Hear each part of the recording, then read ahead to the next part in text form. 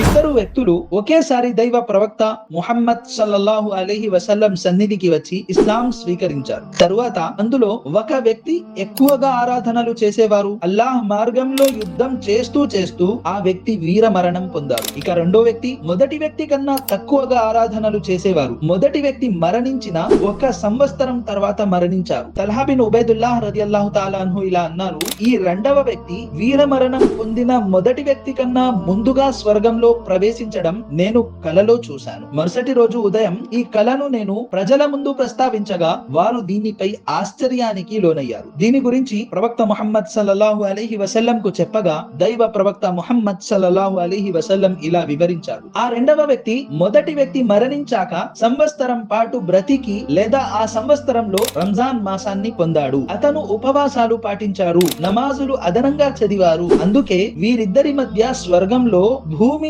ఆకాశాల మధ్య ఉన్నంత దూరం ఉంది. ఈ హదీస్ ఇబ్నే మాజా అనే హదీసు గ్రంథంలో 3925 నెంబర్ హదీసులో నకలు చేయడం జరిగింది. ఓ అల్లాహ్, ఈ రంజాన్ మాసంలో ఉపవాసాలు పాటించే భాగ్యాన్ని ప్రసాదించుగాక, మాపై నీ క్షమ మరియు దయ ప్రసాదించుగాక.